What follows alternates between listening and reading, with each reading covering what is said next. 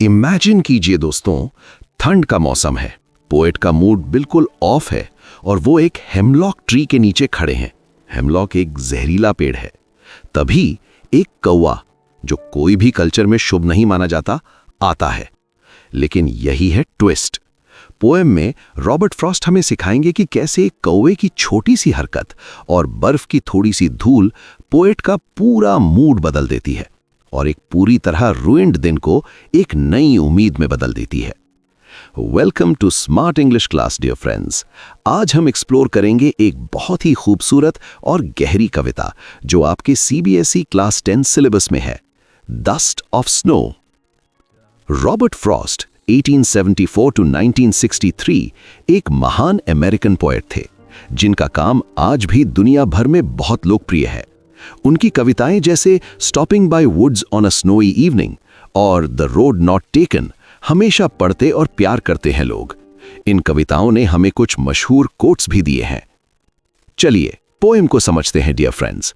This poem is divided into 2 stanzas, 4 line stanzas, also known as quatrains. इसकी rhyme scheme है AB AB CD CD। चलिए line by line first stanza को समझते हैं। The way a crow shook down on me, the dust of snow from a hemlock tree। अब चलिए इसे line by line समझते हैं। एक कवि हैं, वो एक पेड़ के नीचे खड़े हैं। उनका मूड काफी खराब है। तभी एक कौवा, क्रो, उड़कर आता है और पेड़ की टहनी को हिलाता है। उसके हिलने से कवि के ऊपर कुछ गिरता है। क्या गिरता है? The dust of snow. यहां डस्ट का मतलब मिट्टी नहीं है, नो, बल्कि बर्फ के बहुत ही बारीक कण, जैसे हल्की सी पाउडर जैसी स्नो होती है, बिल्कुल वैसी। From a hemlock tree. ये स्नो गिरती है एक हेमलॉक ट्री से, जो एक जहरीला पेड़ होता है और इसे आमतौर पर दुख, निराशा और नेगेटिविटी का प्रतीक माना जाता है। Shook down, to shake something so it falls, हिलाकर नीचे गिराना।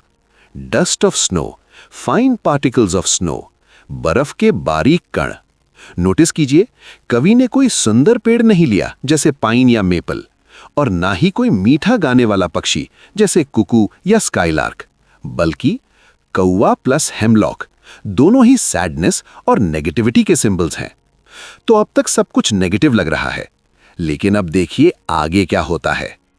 Has given my heart a change of mood and saved some part of a day I had rued. जैसे ही वो ठंडी बर्फ कवि पर गिरती है, उनका ध्यान अपनी परेशानियों से हटकर नेचर की तरफ चला जाता है और अचानक उनका उदास दिल फ्रेश और हल्का महसूस करने लगता है। And saved some part of a day I had rued. Rued का मतलब होता है पछताना, अफसोस करना, दुखी होना। कवि कहते हैं उनका दिन बहुत खराब था, वो उसे लेकर अफसोस कर रहे थे, लेकिन इस छोटी सी घटना ने उनके दिन का कुछ हिस्सा बचा लिया। Remember this important word for exam. Rued, regretted, felt sad about, अफसोस किया, पछताया।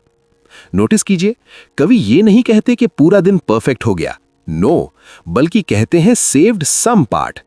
और यही तो असली सच्चाई है। जिंदगी में हमेशा बड़ा बदलाव नहीं चाहिए, कभी कभी एक छोटी सी पॉजिटिव मोमेंट ही काफी होती है। तो दोस्तों, कभी भी छोटी खुशियों को इग्नोर मत करो, क्योंकि वही छोटी सी बात आपके सबसे बुरे दिन को भी बचा सकती है। स्टूडेंट्स, अब एग्जाम के लिए कुछ मास्टर पॉइंट्स नोट कर लीजिए। सबसे पहले सिंबलिज्म। यहां क्रो और हेमलॉक ट्री सिर्फ एक चिड़िया और पेड़ नहीं है, ये सिंबल्स हैं नेगेटिविटी और सैडनेस के। लेकिन इंटरेस्टिंग बात क्या है, यही नेगेटिविटी पोएट के लिए हैप्पीनेस लेकर आती है। मैसेज क्या है? खुशी कहीं से भी आ सकती है, even from negative situations. Black versus white contrast.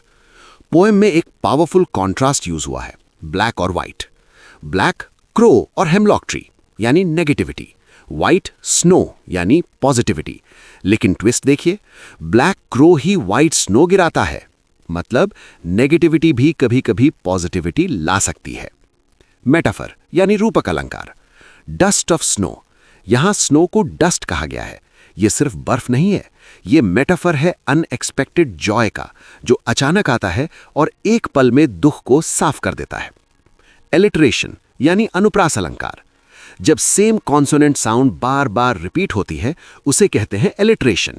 जैसे has given my heart, H sound, saved some part, S sound. इससे पोएम में म्यूजिकल रिदम आती है। थोड़ा सा एक टेक्निकल पॉइंट है, ध्यान से सुनिए। एंजैममेंट, पोएम में लाइंस बिना रुके अगली लाइन में फ्लो करती हैं, कोई फुल स्टॉप बीच में नहीं, पूरा पोएम एक कंटिन्यूअस फ्लो में चलता है। अब सबसे important themes. Number 1, power of nature. प्रकृति में ताकत है, वो आपके वर्स्ट डे को भी बदल सकती है। Number 2, small moments matter. छोटी सी खुशी भी बड़ा बदलाव ला सकती है। Number 3, change of perspective. जिसे हम बुरा समझते हैं वही हमारे लिए अच्छा बन सकता है। नंबर 4, होप यानी उम्मीद। दिन कितना भी बुरा हो, उम्मीद हमेशा रहती है। पर्सोनिफिकेशन यानी मानवीकरण। कविता में नेचर को इंसान की तरह दिखाया गया है, जैसे नेचर आपके मूड को बदलती है। Okay, students, the poem Dust of Snow by Robert Frost describes a small, seemingly trivial incident that brings about a powerful emotional change in the poet. The poet is in a sad and gloomy mood when a crow sitting on a hemlock tree suddenly shakes down a light dust of snow on him. This unexpected moment of interaction with nature instantly changes his mood.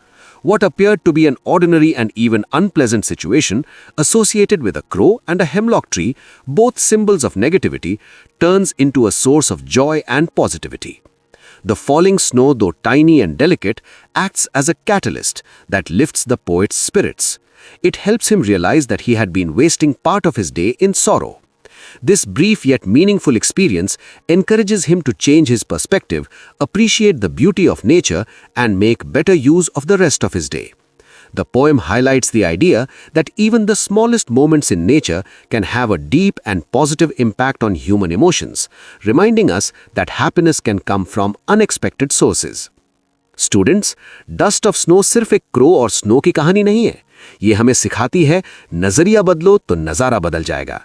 छोटी खुशियों को कभी ignore मत करो, क्योंकि वही आपके पूरे दिन को बचा सकती हैं। Life doesn't always need grand gestures to change direction. Sometimes a tiny dusting of snow is enough. All the best for your exams.